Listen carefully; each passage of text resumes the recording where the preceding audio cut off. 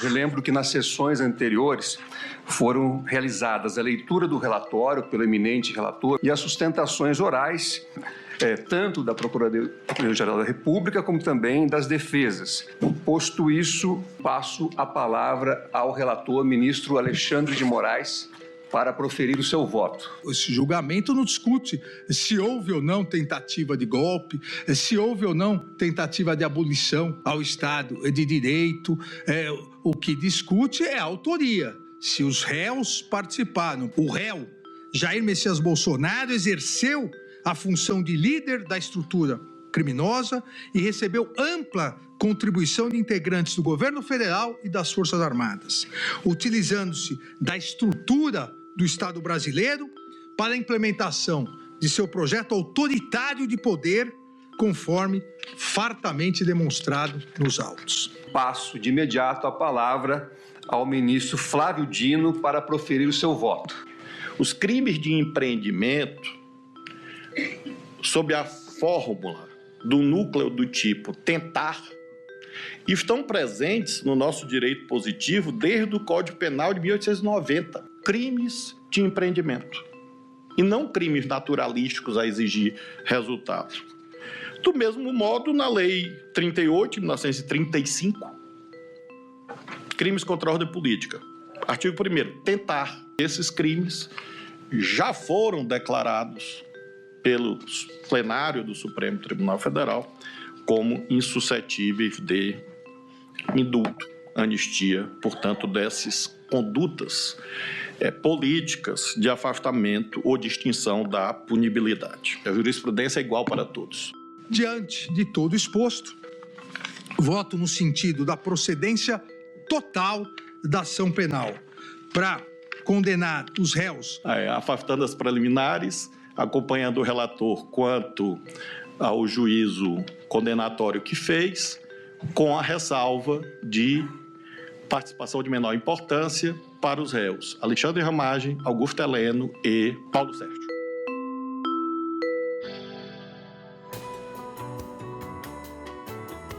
Da redação do G1, eu sou Natuza Neri e o assunto hoje é o Diário do Julgamento de Bolsonaro, parte 3. Eu falo com Reinaldo Turolo Júnior, repórter do G1, que nos ajuda a contar dia a dia a história desse julgamento. Depois, falo com Oscar Vilhena, professor da FGV Direito São Paulo, mestre em Direito pela Universidade Colômbia e doutor em Ciência Política pela USP. Ele é autor de Constituição e sua Reserva de Justiça. Quarta-feira, 10 de setembro. Turolo, um voto que durou 5 horas. Queria que você contasse pra gente o que você enxergou de importante no voto do ministro Alexandre de Moraes, que é o relator desse julgamento. Ele começa analisando as nulidades sustentadas ali pelas defesas. Em 30 minutos ele enfrenta e rejeita todos os argumentos de que o processo tinha nulidades. Pois ele entra no mérito e já de início ele começa diferenciando os dois tipos de crime contra a democracia. A defesa queria que o crime de abolição do Estado Democrático de Direito fosse absorvido pelo crime de golpe de Estado. E o que o ministro Moraes coloca é que esses crimes são diferentes e devem ter as penas somadas, o que agrava aí, ao final, possivelmente a pena dos réus se eles forem condenados. São dois crimes autônomos e mais existentes nos ordenamentos jurídicos dos países democráticos. Porque um visa impedir o livre exercício dos poderes dentro de um governo constituído. Não visa derrubar o governo constituído. A outra conduta, outros atos executórios para preparar exatamente um golpe de Estado. Aí sim, é a tentativa de ou impedir ou derrubar um governo legitimamente eleito. No primeiro crime, não há derrubada do governo eleito.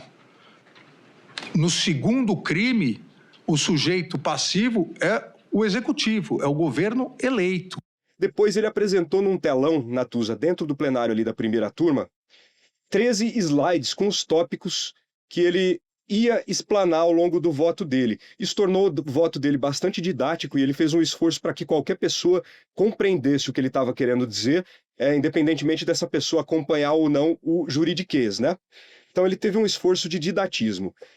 Ele enfatizou muitas vezes, tem 3 aspectos que eu destacaria. Ele falou muitas vezes que foram cometidos atos executórios desde 2021 até o 8 de janeiro de 2023. Portanto, quando ele fala em atos executórios, ele está refutando o argumento das defesas de que o que aconteceu eram apenas atos preparatórios, que não são puníveis pela legislação brasileira. Ele fez um recorte temporal bastante preciso. Para ele, o crime, ou os crimes aconteceram entre meados de junho de 2021 até o 8 de janeiro de 2023, e ele destacou que esses atos preparatórios, desde o início, eram acompanhados de violência ou grave ameaça. E aí ele diz o seguinte, por exemplo, naquela live, e depois no 7 de setembro de 2021, o que Bolsonaro fazia? Ele ameaçava os ministros do Supremo, dizendo que descumpriria decisões judiciais, dizendo que não sairia da cadeira derrotado só se fosse morto ou preso, e preso ele não seria. Não é conversa de bar. Isso não é alguém no clube conversando com um amigo.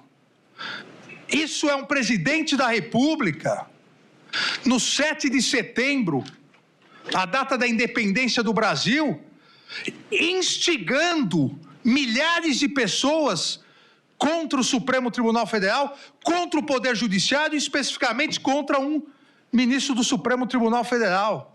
Tem tempo ainda para arquivar seus inquéritos. Ou melhor, disse o réu Jair Bolsonaro, acabou o tempo dele. Sai, Alexandre de Moraes. Deixa de ser canalha. Deixe de oprimir o povo brasileiro. Dizer a vocês que qualquer decisão do senhor Alexandre de Moraes, esse presidente não mais cumprirá. Então, o ministro até fala em um certo momento do voto dele que qualquer estudante de direito do primeiro ano saberia que isso configura, sim, grave ameaça. Por que ele destaca isso? Porque os tipos penais de golpe de Estado e de abolição violenta do Estado Democrático de Direito prevêem que, para esses crimes estarem configurados, é preciso que haja violência ou grave ameaça. Não há nenhuma dúvida de que os atos executórios para extinguir a independência do Poder Judiciário mediante graves ameaças, e me parece que qualquer estudante de direito, qualquer estudante de primeiro ano de direito vai caracterizar o que ocorreu como uma grave ameaça.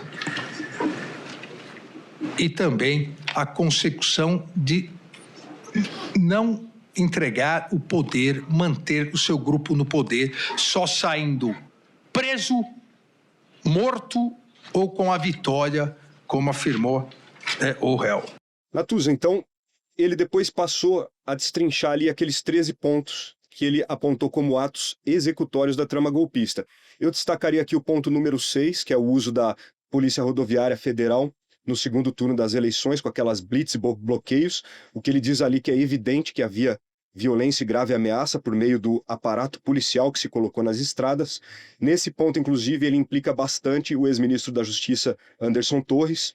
Jair Bolsonaro fala, na mesma reunião, Jair Bolsonaro fala em guerra, Anderson Torres diz que está preparando um grupo, uma equipe da Polícia Federal para atuar mais incisivamente. A Polícia Rodoviária Federal disfarçou, disse que não faria essa operação, mas no dia fez uma suposta, entre aspas, operação para verificar a condição dos veículos. E somente nesses municípios, nos acessos no Nordeste, onde um dos candidatos havia tido mais votação, os veículos eram parados para verificar o pneu, para verificar o chassi, para verificar o banco, para que essas pessoas não pudessem chegar aos locais de votação. Ele também falou daquele relatório que as Forças Armadas fizeram de fiscalização das urnas eletrônicas, que ele disse que o ex-ministro da Defesa, o Paulo Sérgio Nogueira, estava com esse relatório pronto desde o primeiro turno e só divulgou em 9 de novembro, ou seja, depois do segundo turno, e ainda depois de divulgar o relatório, que não pegou nenhuma irregularidade nas urnas, ele diz que o ministro Paulo Sérgio fez uma nota em nome do Ministério da Defesa, dizendo que não pegou irregularidades, mas não descartava que elas pudessem existir. O réu Jair Messias Bolsonaro determinou ao réu Paulo Sérgio Nogueira que emitisse uma nota. Uma das mais esdrúxulas notas, vergonhosas notas que o ministro da Defesa do Brasil pode ter emitido. Uma nota contra a própria, tentando disfarçar a própria conclusão das Forças Armadas. O que diz o réu Paulo Sérgio? Olha, a equipe de técnicos militares de fiscalização, ela não achou nada. Mas não dá para dizer que, de repente, possa achar alguma coisa. Depois ele também fala no ponto 9 do punhal verde e amarelo. E, por fim, o ponto 12, o 8 de janeiro, e o ponto 13, aquele gabinete de crise, que seria gerido por militares até que uma nova eleição fosse realizada, Natuza. O que ocorreu dia 8 de janeiro de 2023 não foi combustão espontânea. O que ocorreu dia 8 de janeiro de 2023 foi a conclusão de um procedimento de tomada e manutenção de poder a qualquer custo por um grupo político que se transformou, lamentavelmente, numa organização criminosa. E vamos colocar os réus da organização criminosa, porque não é um gabinete de crise do nada. É um gabinete de crise que corrobora todos os atos executórios desde junho de 2021. É um gabinete de crise chefiado pelo réu Augusto Heleno e sob a coordenação geral do réu Braga Neto. Com esses 13 pontos, Natuza, o que o ministro Moraes fez foi proferir um voto muito duro, assim foi visto pelos advogados que acompanhavam a sessão, né? É um voto que abraçou praticamente integralmente a acusação da PGR, não fez ali concessões às defesas, e me chamou também muita atenção o tom irônico, é uma questão até de estilo do ministro, que ele adotou em vários momentos do voto dele, né? Quando ele disse, por exemplo, que ao imprimir um plano de assassinato de autoridades, que é aquele punhal verde e amarelo, o general Mário Fernandes foi até o Palácio da Alvorada e ele falou, só pode ter sido para entregar ao Bolsonaro, que estava no Palácio da Alvorada. Todo um planejamento para, com 6 militares dos Quides Pretos, de forças especiais, executar o plano. Se pretendia matar o presidente do Tribunal Superior Eleitoral e com envenenamento ou remédio para induzir a colapso orgânico, se pretendia matar o presidente eleito da República. Não é crível, não é razoável achar que Mário Fernandes imprimiu, se dirigiu ao Palácio, imprimiu no Palácio do Planalto, se dirigiu ao Palácio do Alvorada, onde lá estava o presidente, ficou 1h06 e fez barquinho de papel com a impressão do punhal verde e amarelo. Isso é ridicularizar a inteligência do tribunal. Num outro momento, ele foi refutar uma alegação da defesa de que ele faz muitas perguntas durante o julgamento, durante a tomada de depoimento dos réus, e ele falou que em nenhum momento da legislação está previsto que o juiz seja uma samambaia jurídica. Então ele arrancou alguns risos ali da plateia e usou de ironia em vários momentos do voto. Que é bem típico dele, ele é um personagem irônico, né? No trato ali, tanto nos julgamentos, mas também no trato pessoal ali na Suprema Corte. Trullo, quero te perguntar sobre o voto do ministro Flávio Dino, que nos casos dos réus Augusto Heleno, Paulo Sérgio e Alexandre Ramagem, ele fez uma diferença, achando que é possível aliviar as penas desses 3 réus do julgamento. Natuza, o ministro Dino, que votou na parte da tarde dessa terça-feira, ele acompanhou integralmente o voto do relator, mas ele se diferenciou em alguns pontos que são importantes. Por exemplo, coube a ele dar uma balanceada no julgamento hoje e fazer ali algumas concessões às defesas, né, com base nas sustentações orais apresentadas pelos advogados na semana passada. Um desses pontos é isso que você está dizendo, que ele diz que há gradações, né, nesse núcleo crucial, e ele disse que Jair Bolsonaro e o general Braga Neto, sem dúvida, eram líderes, tinham o domínio da organização criminosa. Em relação ao Bolsonaro, aos réus Jair Bolsonaro e Braga Neto, não há dúvida que a culpabilidade é bastante alta. E, portanto, a dosimetria deve ser congruente com o papel dominante que eles exerciam. Mas ele diz que alguns réus, mais especificamente 3 deles, na visão de Dino, tiveram pouca importância para o cometimento dos crimes. E ele citou Ramagem, que foi o chefe da ABIN, a Agência Brasileira de Inteligência. Ele diz que isso porque o Ramagem saiu do governo em março de 2022 e depois não encontrou nos autos provas de que ele tivesse continuado naquela trama golpista. Ele cita o Augusto Heleno, general que foi o chefe do GSI, o Gabinete de Segurança Institucional, e ele diz que o Augusto Heleno também não deixou exteriorizada nenhuma marca golpista no segundo semestre de 2022. E, por fim, ele fala do ministro Paulo Sérgio, que, embora tenha tido condutas que o desabonem, em um certo momento, como a defesa de Paulo Sérgio disse, ele tentou demover Bolsonaro de decretar medidas de exceção, medidas como estado de sítio, estado de defesa. Então, para Dino, ele até fala, já vou antecipar um pouco da discussão que nós vamos fazer ao discutir a dosimetria, né, o tamanho das penas. Para mim, esses 3 réus, eles devem ter penas menores porque tiveram participação de menor importância. E um ponto que eu destaco também do Dino, Natuza, ele foi o único que fez ali um debate sobre standard probatório. O que ele disse? Que a condenação por um juiz, ela deve vir desde que as provas apontem para uma certeza acima de qualquer dúvida razoável, mas que você não precisa de um documento assinado para dizer que houve uma tentativa de golpe. E até tem uma aspa dele que eu achei interessante nesse sentido, ele diz o seguinte: Não há espaço, portanto, para qualquer outro raciocínio que não a busca de autoria nesse conjunto em que houve a imputação dos fatos materialmente incontroversos. Prova acima de qualquer dúvida razoável. Ou seja, a dúvida tem que ser razoável. Não se exige foto para condenar alguém por estupro, porque provavelmente nunca existiria condenação por estupro. Não se exige recibo para condenar alguém por corrupção. Nesses tempos que vivemos, até já há corrupção com recibo. Mas, infelizmente, eu lamento como brasileiro. E ele também mandou um recado político. O ministro Dino diz que crimes contra a democracia não são passíveis de serem anistiados. E vale lembrar, né, que o Congresso Nacional está fazendo essa discussão nesse momento sobre anistia para os golpistas.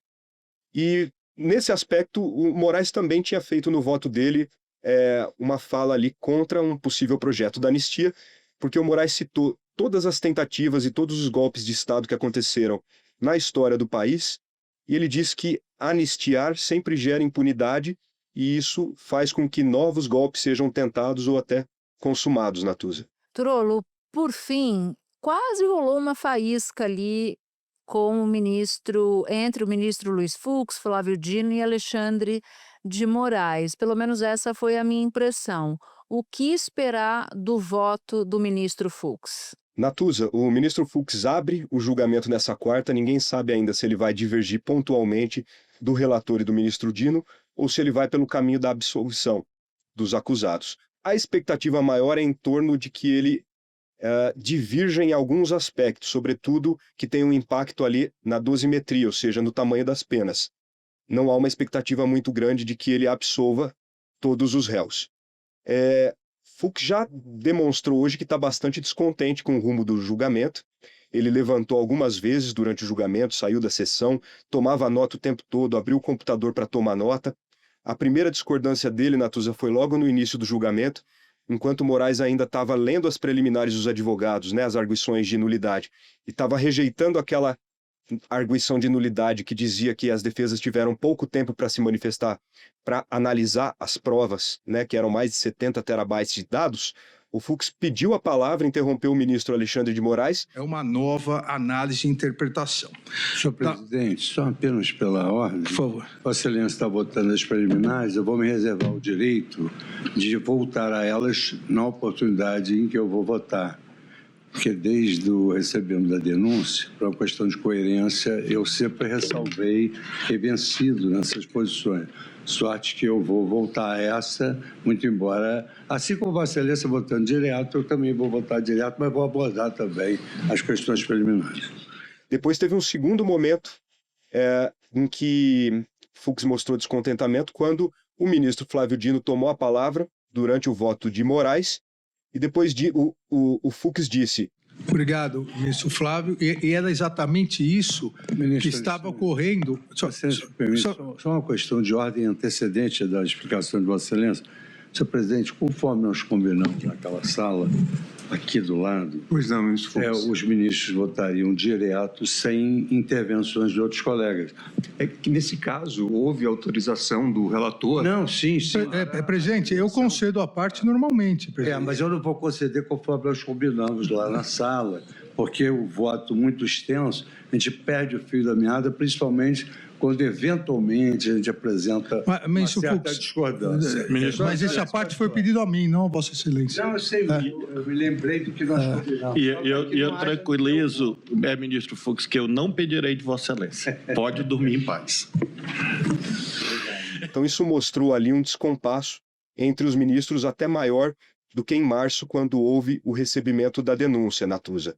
Mas é assim, a gente não sabe ainda qual é o caminho que o voto do ministro Fux vai tomar nessa quarta. E como é que foi o clima ali na sala de audiências da primeira turma? Bom, Natuza, com os advogados, na saída os advogados manifestaram algum contentamento com o voto do ministro Dino. Eu escutei de 2 deles que Dino sim incorporou os argumentos dos advogados ao seu voto, diferentemente de Moraes, que eles acharam duro demais. Assim, de manhã a gente via os advogados com aquela aparência de quem estava entregando a toalha mesmo e entendendo que o jogo já estava perdido. Com relação à segurança, Natuza, todo o esquema de segurança da semana passada foi retomado hoje. Tinha cão farejador, tinha drones sobrevoando o prédio. A revista foi muito intensa, né? Passamos por 2 detectores de metais. A estrutura montada para receber os jornalistas foi bem maior do que na semana passada. Então tem ali cerca de 500 jornalistas inscritos, muitos deles, dezenas, são jornalistas estrangeiros.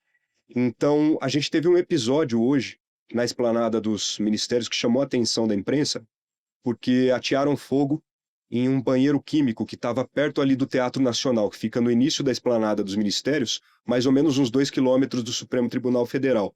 Depois a Polícia Civil aqui do DF investigou, disse que foi um morador de rua que ateou fogo e que isso não tinha relação com o julgamento. De todo modo, isso causou um alarde, porque se ergueu ali sobre a esplanada uma coluna de fumaça preta que chamou a atenção de todos os órgãos de segurança. Então a segurança continua sendo uma preocupação prioritária durante esse julgamento. Turolo, tem sido muito bom te ouvir neste diário do julgamento. Muito obrigada.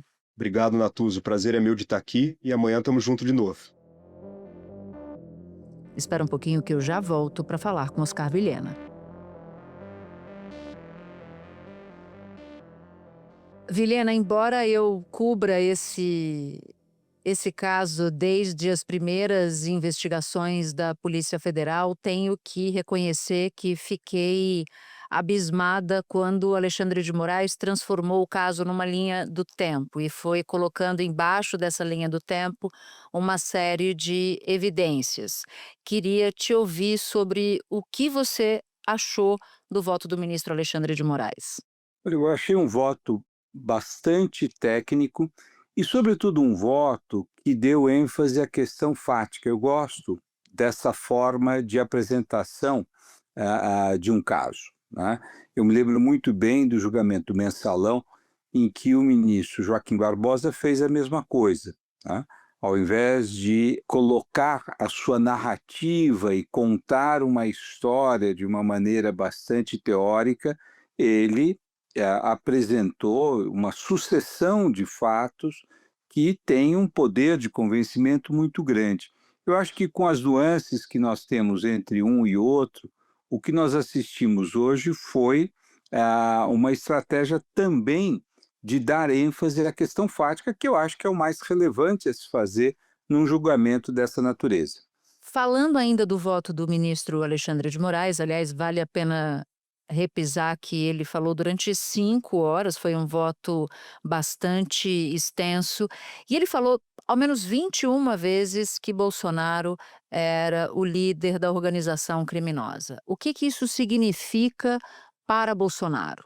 Acho que tem vários significados isso, né? A primeira delas é que toda a estratégia da defesa até agora foi a tentativa de descolar Jair Bolsonaro, seja daqueles atos que nós chamamos de comissivos, ou seja, as ações de Bolsonaro que levaram à trama golpista, como também as omissões de Bolsonaro que, de certa forma, não contribuíram para que essa agenda, essa trama golpista fosse interrompida pelo menos nos momentos anteriores ali à invasão da Praça dos Três Poderes. Então, quando ele coloca Bolsonaro no comando de toda essa articulação, ele tenta neutralizar os argumentos da defesa de que o presidente Bolsonaro era alguém que estava ali, que ouviu e que não levou a cabo as medidas que eram propostas, inclusive pelos seus assessores mais diretos. Não, ele inverte essa posição e constrói,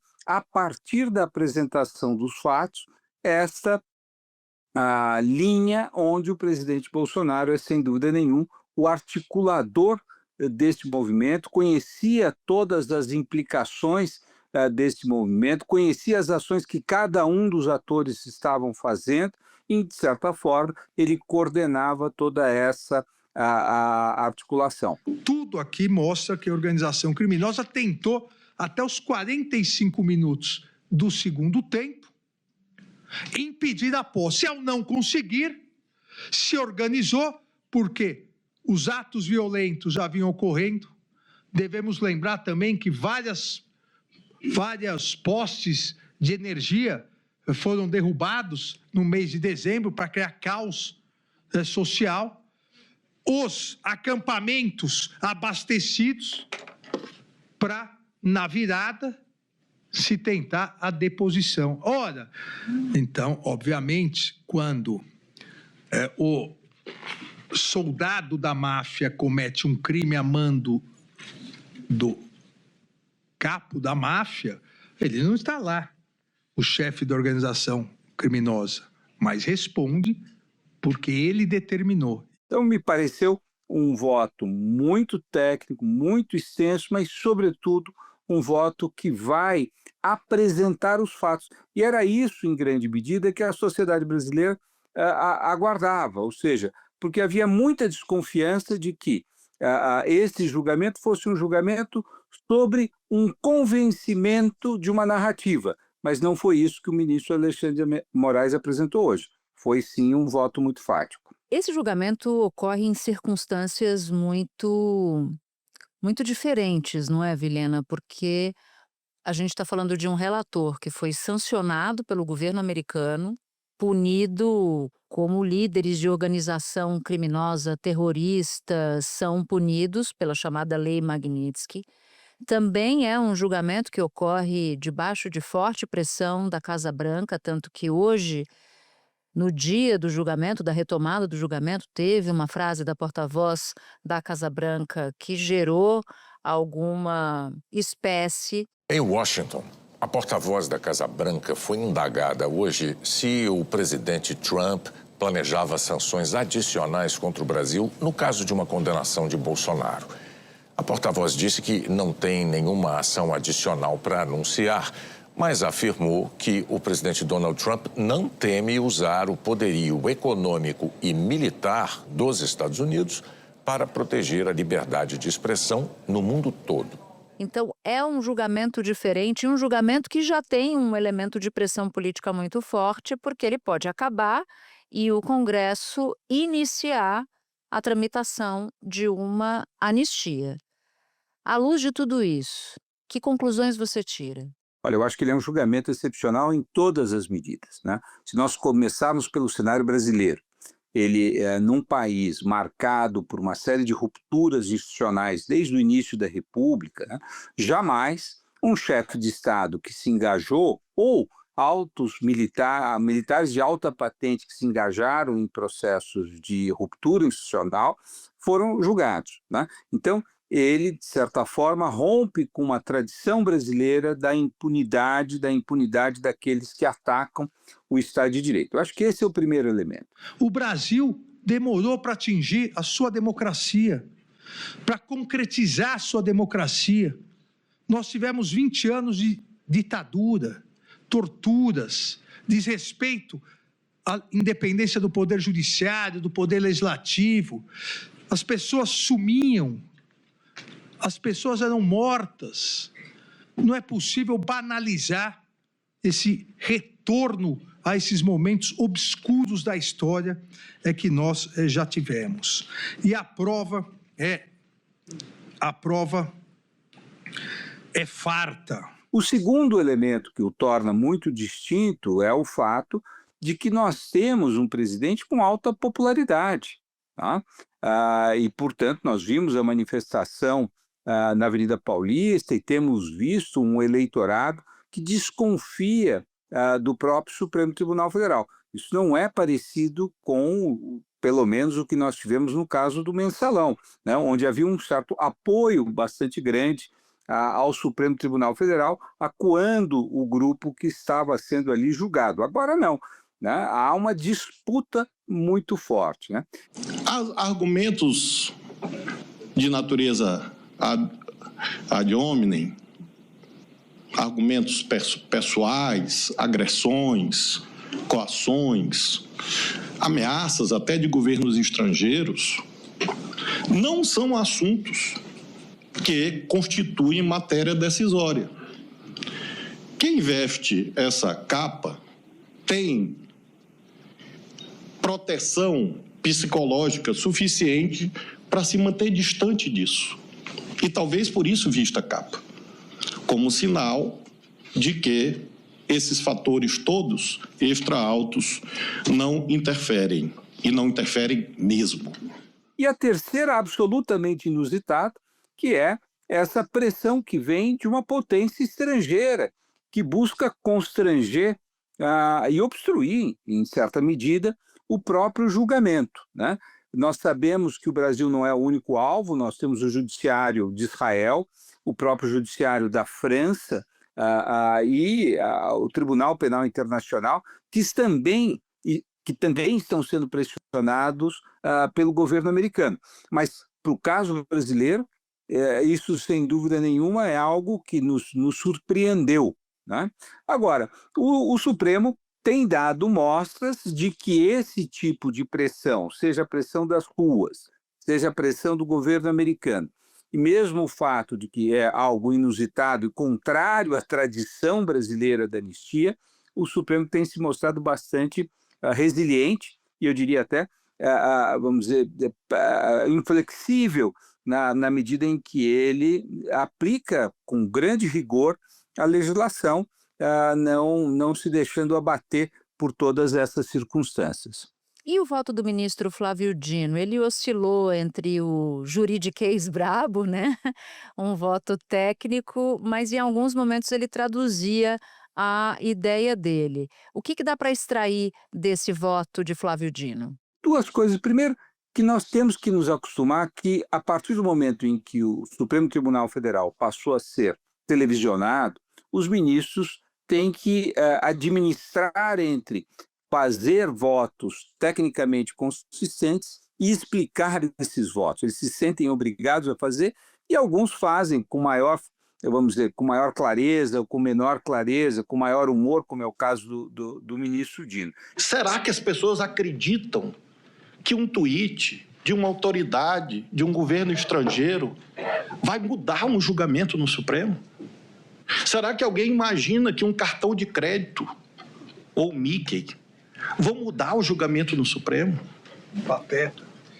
O Pateta, ele aparece com mais frequência, né, nesses eventos todos. Então, nós estamos aqui, e é isso que o presidente conclui dizendo, fazendo o que nos cabe, cumprindo o nosso dever. Embora às vezes fique, mas para que isso, né? Para que essa frase de efeito nesse momento? Eu acho que me acostumei ao longo dos anos que é uma realidade inescapável. Eles estão falando para um público mais amplo do que simplesmente para os seus colegas que eles devem convencer, né? Então isso é uma mudança. Agora, o que o ministro Flávio Dino aponta, eu acho que é uma coisa muito interessante, que ele já começa a detalhar que esse não é um julgamento onde não se possa distinguir a relevância de cada um dos atores e o modo como eles se conduziram ao longo desse trajeto, né, que foi a trama golpista. Então, evidente, tem pessoas centrais, como é o caso do ex-presidente Bolsonaro, e tem pessoas secundárias, podem até ter dado uma ideia no primeiro momento, como é o caso do Ramagem, que aparentemente está ali na origem da conspiração, mas que depois vão ocupando um papel mais secundário. Então, eu acho que o que ele está fazendo é já antecipando que esse não será um julgamento chapado, todos condenados e todos condenados às mesmas penas, mas tem que haver individualização da pena. E é isso que o ministro Dino está começando a fazer. Dá para chamar Alexandre de Moraes de mais punitivista e Dino de mais garantista, ou seria reduzir demais a percepção sobre o voto deles? Olha, essa é uma categoria, eu inclusive uso eventualmente, ainda que eu não goste tanto. Eu acho que nós temos, sim, juízes que são mais punitivistas. Normalmente, o ministro Dino tem sido punitivista. Se nós pegarmos ainda que a curta trajetória dele no Supremo, no campo penal, ele tem sido um juiz duro, né? O ministro Fux sempre foi um juiz bastante duro, assim como o ministro Alexandre de Moraes. Então, nós temos aí um grupo de ministros, né, que são mais para o campo do punitivismo do que para o garantismo, né? Vamos ver como eles vão se comportar. Nós sabemos que o ministro Fux promete uma reviravolta na sua concepção em larga escala, confirmada ao longo de muito tempo no Supremo Tribunal Federal, que acho que é bem-vinda, né? Que ele se torne um juiz mais garantista. Mas, neste caso, ele tem sido claramente o contraponto de Alexandre de Moraes e de Dino. Mas eu não tomo esse gesto do Dino como um gesto de garantismo. Ele está fazendo aquilo que a Constituição determina, que é a individualização, né? Na realidade, não são todos culpados na mesma medida, ainda que implicados no mesmo delito, né? Cada um tem um papel. Acho que o Alexandre não fez isto, mas o fará no momento da atribuição das penas, né? Porque você tem sempre um piso e um teto para cada um desses delitos. E esse piso e teto também deve se dar em função do quanto cada um contribuiu dentro daquela atuação criminal. Eu queria ainda continuar com o Dino, porque em dado momento ele começa a falar da anistia. E me chamou a atenção, Vilhena, que ele foi citando colega por colega, incluindo o Fux, em um posicionamento de 2023 sobre tentativa de abolição do Estado Democrático de Direito, que não seria passível de anistia. Nós não somos um tribunal da história, nós somos um tribunal do direito positivo aos fatos concretos existentes. Mas é certo que jamais houve anistia feita em proveito dos altos escalões do poder. Nunca. Nunca a anistia se prestou a uma espécie de autoanistia de quem exercia o poder dominante. E o nosso plenário já teve a oportunidade de se pronunciar sobre isso. Quanto ao descabimento de anistia, ministro Luiz Fux, eminente colega de bancada, abro aspas, crime contra o Estado Democrático de Direito é um crime político e impassível de anistia, porquanto o Estado Democrático de Direito é uma cláusula pétrea, que nem mesmo o Congresso Nacional, por emenda, pode suprimir. Queria o seu entendimento sobre essa fala dele, justamente no momento em que o Congresso está ameaçando pautar. Evidentemente que esse processo ele está, né, e você mencionou isso desde o começo, sobre uma circunstância de enorme pressão popular, mas sobretudo uma pressão do Congresso Nacional, que está pensando de que forma salvar não só aos líderes envolvidos nesse evento, mas também ampliar essa anistia, né? E o que o ministro Dino está tentando fazer é criar, de alguma forma, preventivamente, né, um incentivo para que não se aventurem à aprovação de uma anistia. Eu não sei se os argumentos que ele usou são os mais corretos. Eu acho que a anistia, claramente, ela não é legalmente aceitável, porque a Constituição não permite, inclusive, emendas constitucionais que tendam a abolir o Estado de Direito. Logo, não poderiam permitir a aprovação de uma lei, vamos dizer, que anistia aqueles que atentem contra a abolição do Estado de Direito. São os mesmos termos usados pela Constituição e pela legislação. Tá? Então, acho que esse é o argumento mais sólido, que já foi feito anteriormente dentro do Supremo Tribunal Federal, no caso do indulto. Tá? Mas o que o ministro Dino, acho que o que importa aqui é que ele está relembrando o tribunal que esta já foi uma questão, em certa medida, decidida, e que o tribunal, se quiser ser consistente, tá, ele deverá reafirmar a sua jurisprudência que nega a possibilidade de anistia nestas circunstâncias. O presidente da Câmara, Hugo Mota, do Republicanos, afirmou hoje que não há previsão de votar o projeto de anistia para os envolvidos nos atos golpistas de 8 de janeiro. Mota descartou também a indicação de relator para essa matéria. Aliados do ex-presidente Jair Bolsonaro no Congresso têm atuado por uma anistia ampla e irrestrita que poderia beneficiar o próprio Bolsonaro. À tarde, o presidente do Senado, Davi Alcolumbre, do União Brasil, declarou que vai apresentar um projeto alternativo. Esse texto não incluiria a anistia a organizadores e a financiadores da tentativa de golpe. E, evidentemente, ele está tentando mandar um sinal para o Congresso. Eu acho que o Congresso não está interessado no sinal que ele vai mandar. Né? Por quê? Porque o que o Congresso quer fazer é tensionar. Quer dizer, ele sabe que o Supremo não aceitará uma anistia aprovada pelo Congresso nessas circunstâncias, mas ele quer sim demonstrar que ele é capaz de tensionar. Tá? E acho que esse é o conflito que está sendo contratado. Bom, e por fim, Moraes faz na sua sustentação, na leitura do seu voto, um recordar a viver de interrupções da nossa democracia ao longo da nossa história. Esse julgamento muda essa teoria do eterno retorno, Vilhena, na sua avaliação, em que vem momentos de ruptura democrática, depois vem anistia e outro movimento de ruptura democrática e depois anistia e por aí vai. Sem dúvida nenhuma, o processo histórico brasileiro, ele demonstra que romper a ordem constitucional tem um custo muito barato para quem o faz. Quer dizer, jamais alguém foi devidamente punido por engajar em medidas ou iniciativas voltadas à abolição da Constituição, à abolição dos regimes, fossem eles verdadeiramente liberais ou semi-liberais. Tá? Então, o que nós temos nesse momento é a possibilidade de romper com essa tradição que você está chamando de o eterno retorno, que eu concordo integralmente. Quer dizer, nós repetimos a nossa história, permitindo que as pessoas rompam os ciclos constitucionais e que depois sejam anistiados ou perdoados por terem feito isso. Então, eu acho que nós estamos, sim, num momento crucial, onde nós podemos colocar essa tradição, deixar essa tradição de lado. Agora, o Congresso dá demonstrações muito claras de que ele quer reiterar, mas antecipar a reiteração, quer dizer, já quer fazer uma anistia preventiva, o que é um contrassenso, mas é isso que o Congresso quer fazer. Eu acho que o final da história não está perto.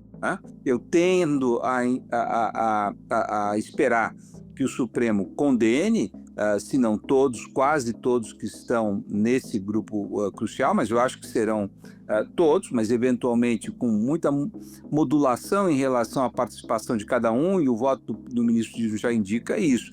e que o Congresso vai espernear, né? Esse espernear pode vir através da aprovação de uma anistia, como também pode vir através de uma decisão posterior que diga respeito não a esses, mas àqueles que foram condenados no 8 de janeiro, onde pode haver uma alteração, especialmente sobre a dimensão das penas, né, que serão aplicadas. É evidente que o Supremo pode tentar desarmar essa bomba, fazendo ele próprio algum tipo de referência, tá, ao caso daqueles que invadiram a Praça dos Três Poderes, para que eles possam pedir a revisão criminal, né? Então isso pode acontecer e não seria de todo mal, porque isso esvaziaria a ação no Congresso. Oscar Vilhena, é um luxo ter você no assunto sempre, sobretudo em momentos históricos. Muito obrigada por ter topado conversar aqui com a gente. Eu que agradeço, é sempre um privilégio estar com vocês. Se você ouviu o episódio até aqui, eu vou te fazer um convite. Baixar o aplicativo do G1 no seu celular. Por lá, você pode ouvir o assunto, claro, e pode também acompanhar todas as notícias do dia em tempo real e de graça. Este foi o Assunto, podcast diário disponível no G1, no YouTube ou na sua plataforma de áudio preferida. Comigo na equipe do Assunto estão Mônica Mariotti, Amanda Polato, Sara Rezende, Luiz Felipe Silva, Thiago Kazuroski e Carlos Catelan. Eu sou Natuzaneri, fico por aqui. Até o próximo assunto.